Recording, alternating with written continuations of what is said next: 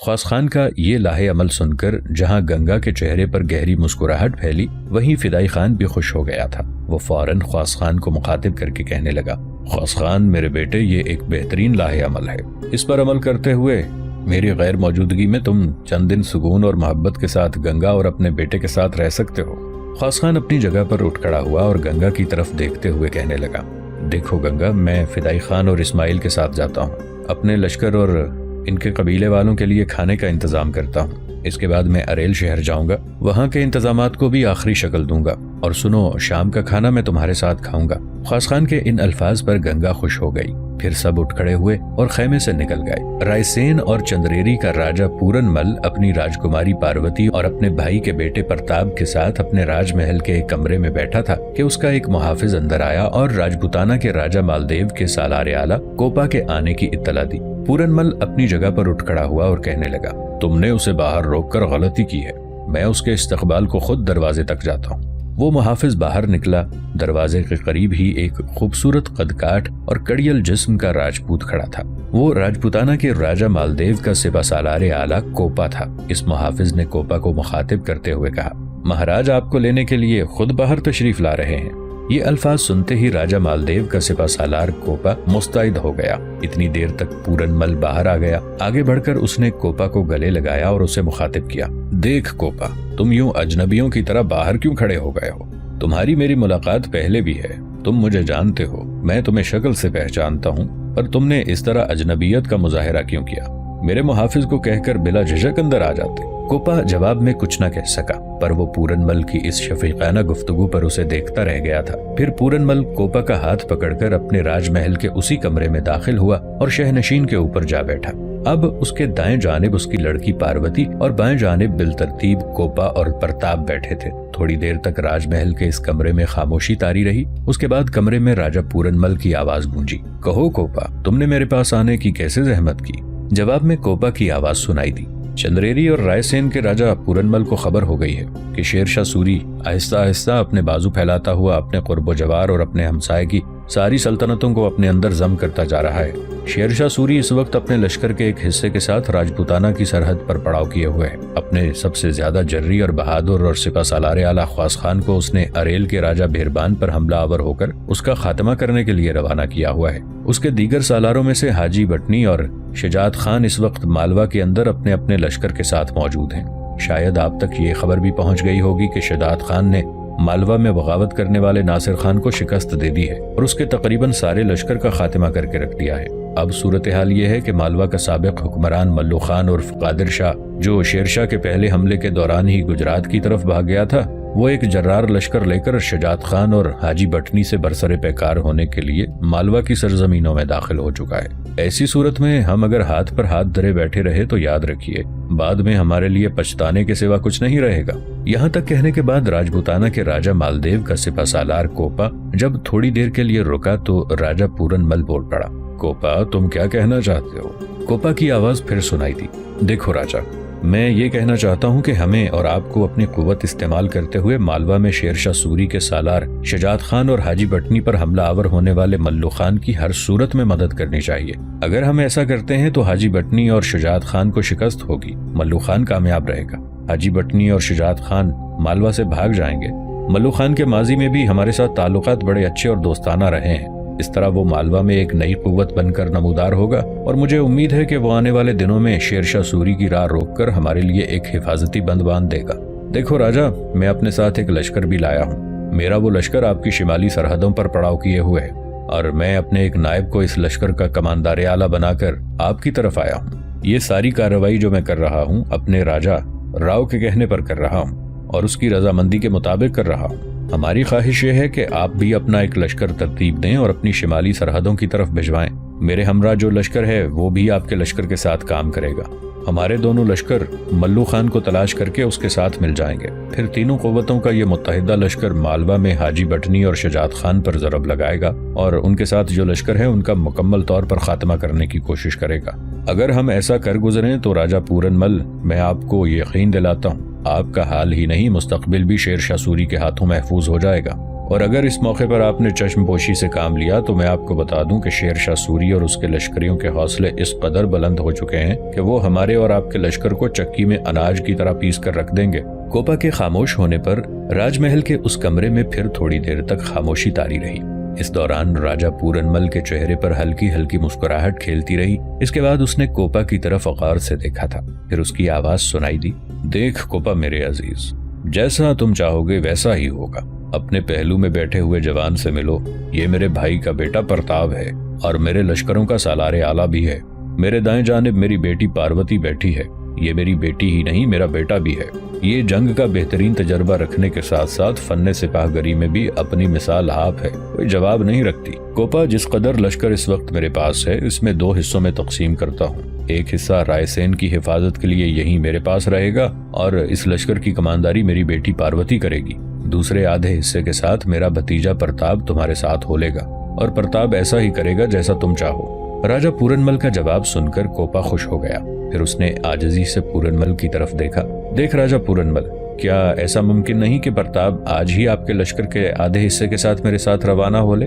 وقت ضائع نہیں کرنا چاہیے، یہ نہ ہو کہ ہمارے پہنچنے سے پہلے حاجی خان بٹنی اور شجاعت خان دونوں مل کر ملو خان کے خلاف حرکت میں آئیں اور اسے بدترین شکست دے کر مالوا سے مار بھگائیں۔ راجہ پورن مل کہنے لگا، تم ابھی اٹھو، میرے ساتھ چلو اور میں پرتاب کو تمہارے ساتھ کوچ کرنے کی تیاریاں کرتا ہوں۔ راجہ پورن مل کا جواب سن کر راجپوتانہ کے راجہ مالدیو کا سپہ سالار اعلیٰ کوپا خوش ہو گیا تھا، پھر سب اٹھ کر راج محل کے اس کمرے سے نکل گئے۔ تھوڑی دیر بعد راجہ پورن مل کے آدھے لشکر اور اس کے کماندار پرتاب کے ساتھ کوپا راجہ پورن مل کی عملداری کے شمالی حصوں کی طرف بڑی تیزی سے پیش قدمی کر رہا تھا۔ کوپا اور پرتاب رائے سین کے راجہ پورن مل کے لشکر کو لے کر جب پورن مل کی شمالی سرحدوں کے قریب اس جگہ پہنچے جہاں کوپا اپنے نائب کی سرکردگی میں اپنا لشکر چھوڑ کر گیا تھا، کوپا کے اس نائب نے کوپا اور پرتاب کا بہترین انداز میں استقبال کیا۔ پھر کوپا کے کہنے پر پرتاب سنگھ نے اپنے لشکر کو کوپا کے لشکر کے پہلو میں خیمہ زن ہونے کا حکم دیا۔ جس وقت یہ لشکر خیمہ زن ہو رہا تھا،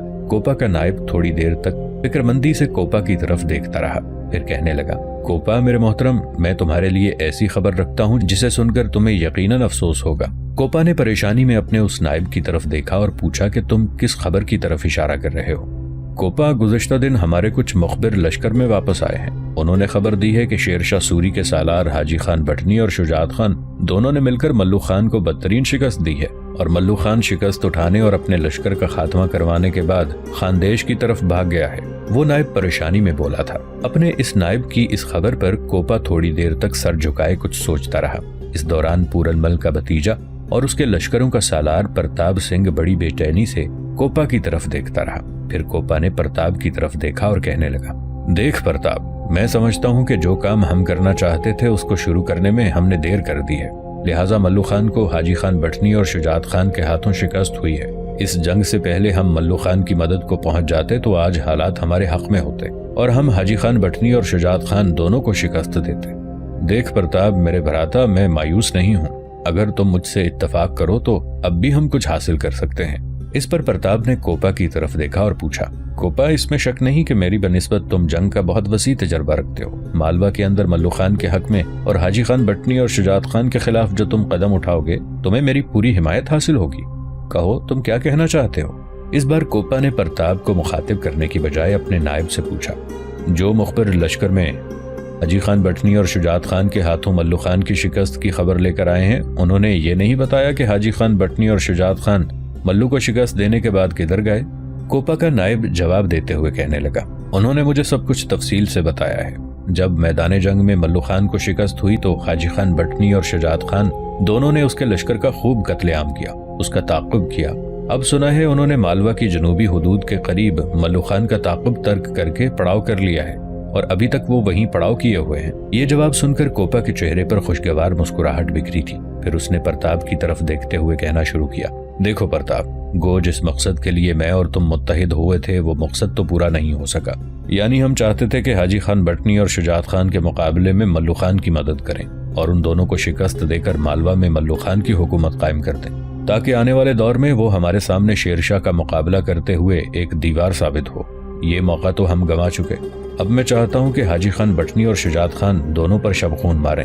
انہوں نے جہاں پڑاؤ کیا ہوا ہے وہاں تک میرے لشکر کے جاسوس ہماری رہنمائی کریں گے، پھر آدھی رات کے قریب ہم ان پر شبخون ماریں گے۔ ان کے پاس اس وقت یقیناً ملو خان کے پڑاؤ اور اس کے لشکر سے حاصل کیا ہوا بہت سارا سامان ہوگا۔ اس سامان پر قبضہ کرنے کے ساتھ ساتھ حاجی خان اور شجاعت خان کو شکست دے کر ہم مالوا سے انہیں بھاگ جانے پر مجبور کر سکتے ہیں۔ کوپا کی اس تجویز پر پرتاپ سنگھ مسکرانے لگا، پھر کہنے لگا کہ دیکھو کوپا، اس سلسلے میں پوری طرح تم سے اتفاق کرتا ہوں۔ جو تجویز تم نے پیش کی ہے اس پر عمل کرتے ہوئے ہم نہ صرف یہ کہ حاجی خان بٹنی اور شجاعت خان کو ناقابل تلافی نقصان پہنچا سکتے ہیں، بلکہ جو خوراک کے ذخائر اور سامان حرب انہیں ملو خان کے پڑاؤ یا اس کے لشکر سے حاصل ہوا ہوگا اس پر بھی ہم قبضہ کر کے اپنی قوت میں اضافہ کر سکتے ہیں۔ کوپا جھٹ سے بولا، دیکھ پرتاپ، اب جب کہ تم میرے ساتھ اتفاق رائے رکھتے ہو تو کہو ہمیں کب اور کس وقت کوچ کرنا چاہیے۔ اگر ہم نے شبخون مارنا ہی ہے تو میرے خیال میں ابھی اور اسی وقت یہاں سے کوچ کر جانا چاہیے۔ ایسا نہ ہو کہ ہماری پہنچ سے پہلے ہی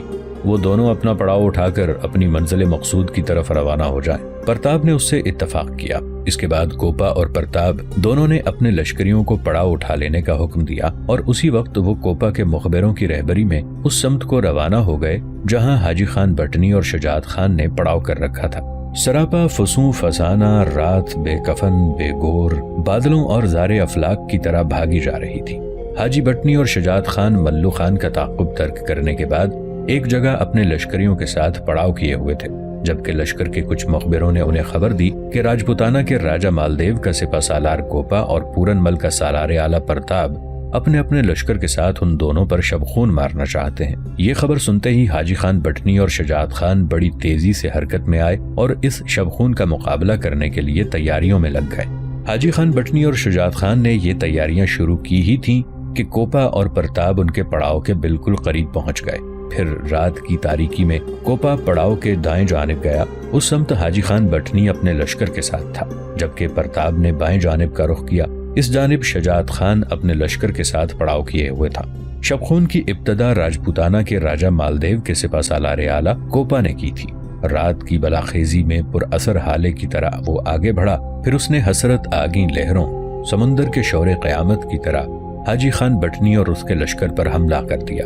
اتنی دیر تک پرتاپ سنگھ بھی بے قرار بہر اور ریگے پریشان کی طرح شجاعت خان کے لشکر کے سر پر پہنچ گیا۔ اس نے اندھیرے کے نقاب میں جوش مارتی آتش ہجر اور چڑھتی جوانی میں ابلتے حدت خیز لہو کی طرح شجاعت خان کے لشکر پر شبخون مارا۔ کوپا اور پرتاپ سنگھ نے اس وقت حملے کیے تھے جس وقت شجاعت خان اور حاجی خان بٹنی ان کے شبخون کا مقابلہ کرنے کے لیے اپنی تیاریوں میں مصروف تھے۔ لہٰذا اس شبخون سے شجاعت خان اور حاجی خان بٹنی کو کافی نقصان اٹھانا پڑا تھا۔ جلد ہی ان دونوں نے اپنے اپنے لشکر کو سنبھال لیا۔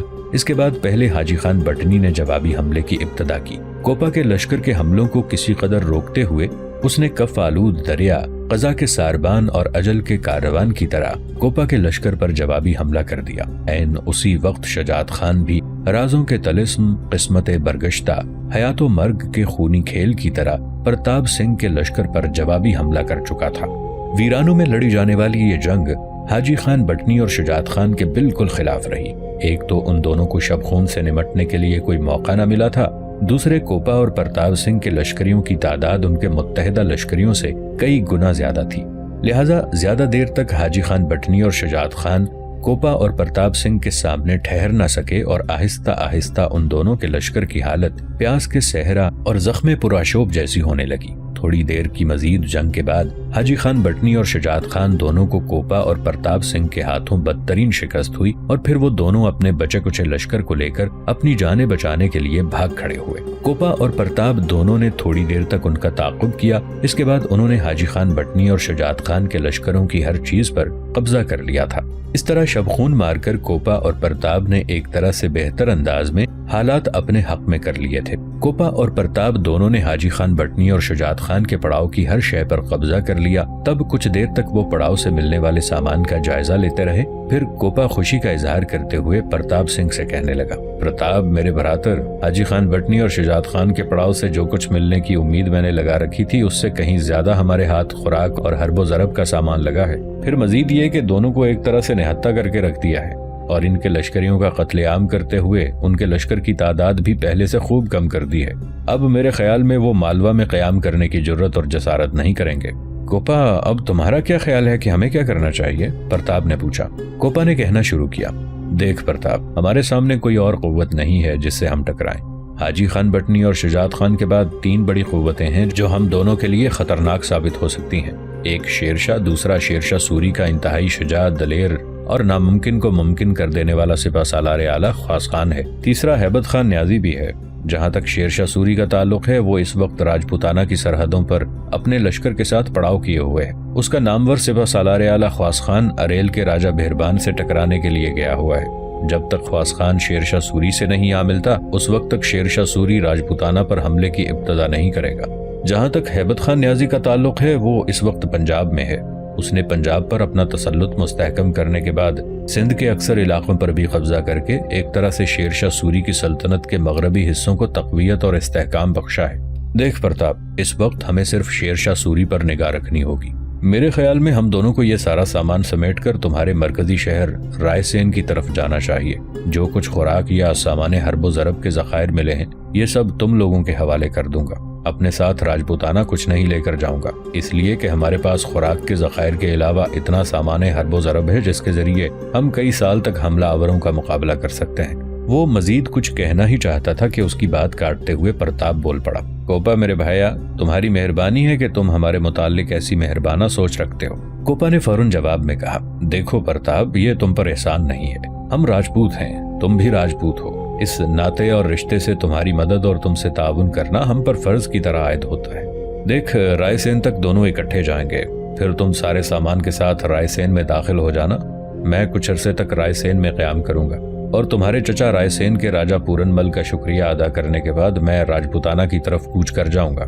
جو حالات ہمارے سامنے آئیں گے وہ یوں ہوں گے کہ جب اریل کے راجہ بہربان سے نمٹنے کے بعد خواص خان واپس شیرشاہ سوری سے آن ملے گا، تب شیرشاہ سوری راجپوتانہ پر حملہ آور ہوگا۔ پرتاپ نے فوراً کوپا کی بات کاٹ دی۔ کوپا، اگر شیرشاہ سوری نے راجپوتانہ پر حملہ کرنے سے پہلے ہم پر حملہ آور ہونے کی ٹھان لی تب؟ کوپا تشویش کا اظہار کرتے ہوئے کہنے لگا، دیکھو پرتاپ، تمہارا اندازہ درست ہے، کیونکہ تمہاری عسکری طاقت ہماری نسبت کم ہے۔ ہو سکتا ہے شیرشاہ سوری پہلے چھوٹی طاقت سے ٹکرا کر اس کا قلع قمع کرے، بعد میں بڑی طاقت پر حملہ آور ہو کر اسے نیست و نابود ہونے کی کوشش کرے۔ تم لوگ فکر مند مت ہونا، اگر شیرشاہ سوری نے راجپوتانہ پر حملہ کیا پھر تم مضبوط رہنا، ہماری مدد کو مت آنا۔ ہم اس قابل ہیں کہ خود ہی شیرشاہ کا مقابلہ کر کے اسے راجپوتانہ سے مار بگائیں، اور اگر شیرشاہ سوری ہمیں نظر انداز کرتے ہوئے تم پر حملہ آور ہونے کی کوشش کرے تو میں ایک لشکر کے ساتھ تمہاری مدد کو پہنچوں گا، اور کسی بھی صورت رائے سین اور چندریری پر شیرشاہ کو قبضہ کرنے کی اجازت نہیں دوں گا۔ کوپا جب خاموش ہوا تو پرتاپ تھوڑی دیر تک خاموش رہا، پھر اس کی آواز سنائی دی، واقعی تم ایک مہربان اور عظیم انسان ہو۔ کوپا کہنے لگا کہ آؤ اب چیزیں سمیٹیں، اور اس کے بعد وہ رائے سین کی طرف روانہ ہو گئے۔ کوپا اور پرتاپ دونوں اپنے اپنے لشکر کے ساتھ اپنی فتح مندی، اپنی کامیابی پر فرحاں و شاداں کوہستان بندیاچل سے گزر کر رائے سین کی طرف جانے والی شاہراہ پر چلے جا رہے تھے۔ رات ختم ہو رہی تھی، مشرق سے طلوع کے آثار نمایاں ہو چکے تھے، آفاق کے ماتھے پر خون دہک رہا تھا۔ گھنے اندھیروں کا زور ٹوٹتے ہی ہستی کی رہگزر کی ہر شے کے چہرے پر خواب جیسی آرزوئیں پھیل گئی تھیں۔ مست الست اجالا مینالی کی طرح چاروں طرف پھیل کر ہر چیز، ہر شے کو واضح اور نمایاں کر گیا تھا۔ کوپا اور پرتاپ دونوں اپنے اپنے لشکروں کے ساتھ بڑی بے فکری اور خوشی میں بندیاچل سے گزرنے والی شاہراہ پر سفر کر رہے تھے۔ جب شاہراہ کوہستانی سلسلوں سے گھری ہوئی ایک وادی میں داخل ہوئی تب کوپا نے فوراً بدحواس ہوتے ہوئے اپنے لشکر کو رک جانے کا اشارہ کر دیا۔ کوپا کی طرف دیکھتے ہوئے پرتاپ نے بھی اپنے لشکر کو رک جانے کا حکم دیا۔ انہوں نے دیکھا کہ کوہستان بندیاچل کی اس وادی کے اندر ایک لشکر ان کی راہ روکے کھڑا ہے۔ لشکر کو روکنے کے بعد کوپا نے فوراً اپنے چند مسلح جوانوں کو روانہ کیا تاکہ وہ یہ دیکھائیں کہ ان کی راہ روکنے والا لشکر کس کا ہے۔ کوپا کا یہ حکم سنتے ہی اس نے فوراً اپنے گھوڑوں کو سرپٹ دوڑاتے ہوئے آگے بڑھ گئے۔ تھوڑی دیر کے بعد وہ سوار لوٹ آئے اور ان کے چہروں پر ہوائیاں اڑ رہی تھیں۔ وہ پریشان اور فکر مند لگ رہے تھے۔ کوپا نے ان سے پوچھا کہ تم نے کیا معلوم کیا ہے کہ یہ کس کا لشکر ہے؟ اس پر ایک مسلح جوان کوپا کو مخاطب کر کے کہنے لگا، یہ روکنے والا لشکر شیرشاہ سوری کے نامور ناقابل تسخیر جری اور خونخوار سپہ سالار خواص خان کا ہے۔ نوجوان کے اس انکشاف پر کوپا کی حالت کچھ ایسے ہو گئی تھی گویا شام کے بے نور آسمان تلے رستے رستے منزل منزل کی آنکھوں میں بھاری بھاری پتھر آ گئے ہوں۔ اس کی آنکھوں میں قفل در قفل، حصار اندر حصار بجھنے کی تیاریاں اپنے عروج پر آ گئی ہوں، اور اس کی کیفیت لہرا گئی تھی۔ اس کے چہرے پر گہری گھنی اداسیاں اپنے عکس دکھا رہی تھیں۔ اس کی اکڑی گردن کی ممٹی کچھ اس طرح جھکی تھی جیسے کوئی جنازہ جا رہا ہو۔ کچھ دیر تک کوپا کی ایسی ہی حالت رہی، پھر اس نے گردن سیدھی کی اور اپنے گھوڑے پر سوار پرتاپ کی طرف دیکھا۔